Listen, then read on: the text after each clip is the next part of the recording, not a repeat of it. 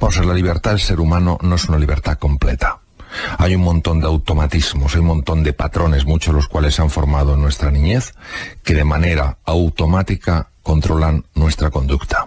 Ahora bien, sí tenemos una libertad auténtica y verdadera. No es completa, sí es auténtica y verdadera. Y es precisamente lo único que no nos podrá nadie quitar. Cómo decidimos, cómo elegimos relacionarnos con las cosas que nos pasan en la vida. Y es muy importante que sepamos que eso existe, que necesitamos utilizar eso y que ese espacio de libertad es un espacio que se conquista día a día. Nos tomamos las cosas de forma demasiado personal porque estamos habitualmente en estado defensivo. Nos sentimos solos, nos sentimos perdidos, nos sentimos en peligro. Y cuando una persona se siente así, cuando una persona está a la defensiva, de manera natural se vuelve irritable. Cuando alguien está irritable, el comentario más nimio puede producir una sensación incómoda en esa persona y reaccionar de una manera, digamos, agresiva o violenta. Si nosotros fuéramos un poquito más conscientes de que solo se crece en compañía con las otras personas, que la cosa más hermosa del mundo es la generosidad, que hacer algo por los demás es la fuente de la felicidad. Si disfrutamos con el éxito de los demás, si aparcamos nuestras envidias y celebramos pues esos pequeños triunfos que otras personas tienen, si entendemos que no hay enemigos, sino sencillamente maestros que nos ayudan a mejorar en algunas cosas, entonces no nos acercamos al mundo en esta situación tan defensiva, sino en una situación mucho más de explorar, de comprender, de conocer. Y ahí está el origen de toda grandeza. Desde mi punto de vista, todos los procesos que lesionan al ser humano empiezan en el egoísmo. El egoísmo no quiere decir que no me pueda cuidar a mí mismo. Es fundamental que me cuide a mí mismo para poder cuidar a los demás. El egoísmo es cuando yo me convierto en el único centro de todo. A las demás personas las convierto en objetos que solo sirven para conseguir mis fines. El origen de toda grandeza es la generosidad. Lo que pasa es que desde el punto de vista del ego, cuando el ego es muy estanco, la generosidad se vive como una pérdida. Y entonces hace todo lo posible para que no exista esa generosidad. ¿Qué ocurre? Que en el momento en el que, a pesar de esa tendencia que tienes a cerrarte y a no ser generoso, eres generoso, metes luz en el interior y entonces la oscuridad empieza a desvanecerse. El ego no es ni bueno ni malo, es oscuridad. ¿Y cómo se saca la oscuridad de una habitación? No podemos sacarla, no existe ese hecho de poder sacar la oscuridad se desvanece en presencia de luz. El frío, curiosamente, no tiene, digamos, una realidad en sí mismo. La generosidad es luz. Toda experiencia, cuando es grabada en el cerebro humano y en el cuerpo, porque también se graba en el cuerpo, la mente es una conexión, es una red de información que engloba la totalidad del cuerpo y por supuesto al cerebro. Hay 3 elementos en esa experiencia. El primero es el hecho físico. El segundo elemento de la experiencia es la emoción que yo experimento en ese momento. El tercer elemento es el elemento clave. Es la interpretación, la evaluación que yo estoy haciendo en ese momento de lo que ha ocurrido. ¿Cómo les podemos dar una pauta para que se enganchen a ese pensamiento positivo o a ese ver las cosas de una forma más optimista? Los hábitos acaban determinando nuestro destino. Si quieres cambiar tu destino, tienes que cambiar tus hábitos. Cambiar un hábito no es nada fácil. Nada fácil. Porque está integrado incluso a nivel celular. O sea, no es una cosa solamente de cambiar una idea. Es que nuestras creencias, nuestras vivencias de certeza están a nivel molecular. Es decir, un cerebro, para que nos hagamos una idea, un cerebro de una persona que cree que es estúpida, es un cerebro que ha integrado esa estupidez y tiene bloqueados montones de circuitos cerebrales. Aunque esa persona sea súper inteligente, que lo es, seguro. Pues es el tremendo poder que tiene lo sutil en lo físico, el fondo en la forma. Cuando esa persona empieza a abrirse a que es mucho más que lo que ella cree que es, ese cerebro empieza a liberarse de la carga. Esto implica un hábito. ¿Qué he visto yo y cuál es la estrategia que publico y escribo? La única estrategia que yo he visto que funciona. Y mira que he dado vueltas. La primera es, tienes que ser consciente de lo que está en juego. Tienes que sentir algo que para mí hay dos palabras. Bueno, hay tres palabras de tremenda importancia. Y una de ellas, que es la que viene a cuento, es inspiración. Tienes que sentir la inspiración. La inspiración no es una idea bonita. La inspiración es el reconocimiento a nivel visceral de que hay algo en juego de extraordinaria importancia. ¿Cómo podemos hacer que la zona prefrontal izquierda, que es la sede, como has comentado, de las emociones positivas como la benevolencia, la compasión, el amor altruista, cómo podemos hacer que venzan un poco, que inhiban un poco la tendencia excesiva que pueden tener algunas personas de fijarse más en lo negativo? Pues se ha visto que es fruto de un entrenamiento. Esto es absolutamente y literalmente como un músculo. Tú lo usas, se expande. No lo usas, pues nada, pues deja de funcionar o funciona con menos intensidad. Son varios ejercicios. El primero es un ejercicio constante de dominio del foco de la atención. ¿Qué quiere decir? Que en cualquier situación de la vida en la que te encuentres, automáticamente busques lo positivo de esa situación. Automáticamente. Al principio no encontrarás nada. Pero a medida que vayas ganando soltura y habilidad en el manejo del foco, empezarás a ver cosas que no son obvias, que no se ven de entrada y que sí son aspectos positivos de la realidad. Segundo, ejercitar mucho más la sonrisa. La sonrisa no es nada, no es algo simplón, es algo con una fuerza extraordinaria.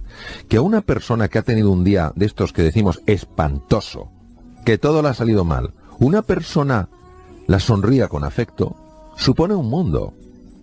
La sonrisa es algo que no solo sucede hacia afuera, que también sucede hacia adentro. Y se ha demostrado que cuando una persona en el laboratorio donde se dispone esta tecnología sonríe, porque está recordando a alguien a quien tiene cariño o algo que le recuerda una experiencia favorable, hay una activación de la zona prefrontal izquierda. Quiere decir que la zona prefrontal izquierda está trabajando. Si está trabajando, esa zona se está expandiendo.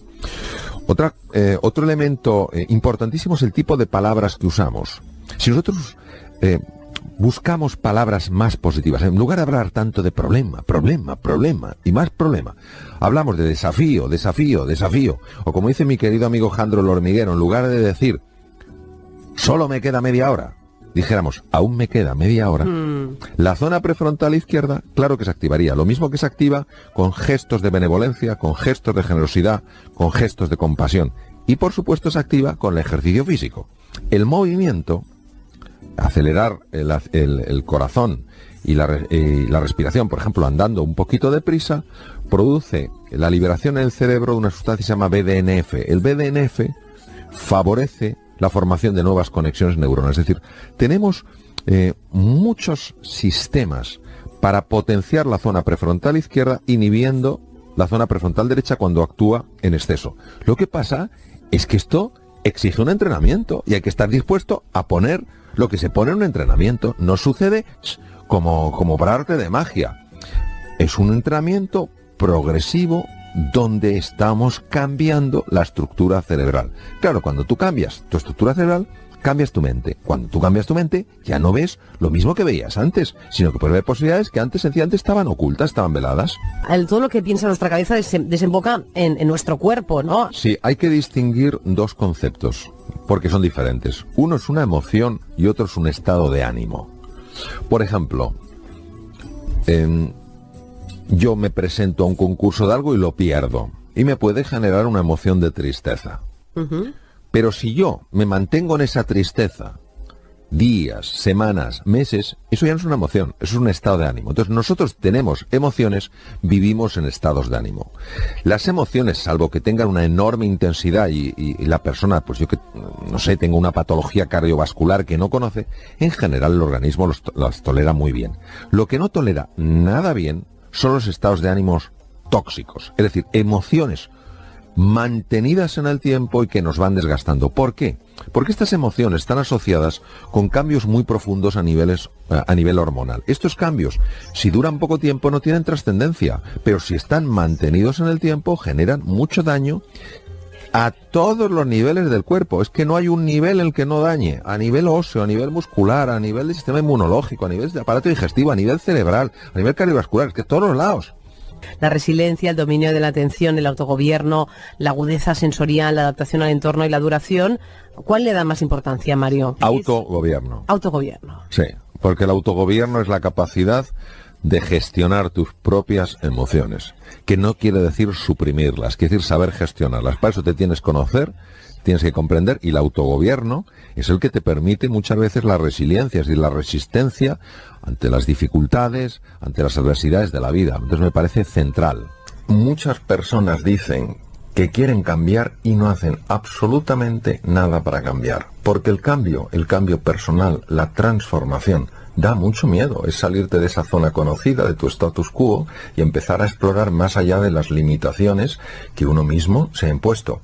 La personalidad es como un rol, como un papel. Cuando nosotros decimos yo soy aquí, nos estamos limitando a una descripción que hemos hecho de nosotros mismos que nos impide absolutamente explorar nuevas posibilidades y nuevas oportunidades para nuestra vida. Es la rigidez con la que nos definimos nosotros mismos la que en el fondo nos está limitando.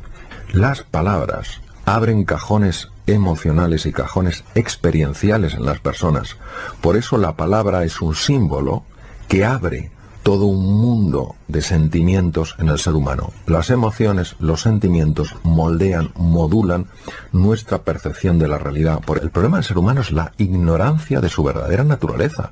Claro, cuando tú no eres consciente de tus recursos y de tus posibilidades, te asustas ante el más pequeño de los desafíos. Claro que somos ignorantes de nuestra verdadera naturaleza. En un momento determinado de nuestra vida, cuando éramos chiquititos, hicimos una definición, una descripción de nosotros mismos, nos la creímos, y ahora vivimos de acuerdo a esa descripción y no de acuerdo a nuestra naturaleza. Nuestra naturaleza, en su conjunto y en su esencia, es perfecta. La palabra perfecta quiere decir completa. Es decir, no somos mecanismos de relojería averiados que nos tienen que arreglar porque no damos la talla. Somos seres excepcionales. La aceptación solo significa reconciliarse con la realidad. Es decir, asumir una realidad sencillamente porque es, aunque no me guste. La aceptación deja de resistirse a lo que es, deja de luchar con la realidad. Es decir, si a mí me diagnostican un tumor maligno, la aceptación no quiere decir que me guste, la aceptación no quiere decir que esté de acuerdo, la aceptación es que asuma que esa es la realidad y con esa realidad ahora tengo que jugar. ¿Qué ocurre cuando yo acepto? Que me aflojo muchísimo, que esa tensión de la rebeldía contra la realidad produce cambios muy negativos en el funcionamiento del cuerpo y del cerebro. La resignación es una actitud pasivo-agresiva. Pero hay una resistencia, hay un rechazo oculto a esa realidad. Sabemos que la actitud pasivo-agresiva, mantenida en el tiempo cuando es un estado de ánimo, produce una elevación de una hormona que se llama cortisol y que es muy negativa en el funcionamiento, por ejemplo, del sistema de defensa, del sistema inmunitario, en el metabolismo óseo, en el funcionamiento del tubo digestivo. Es decir, la aceptación me permite tomar acciones una vez que he asumido que esa es mi nueva realidad.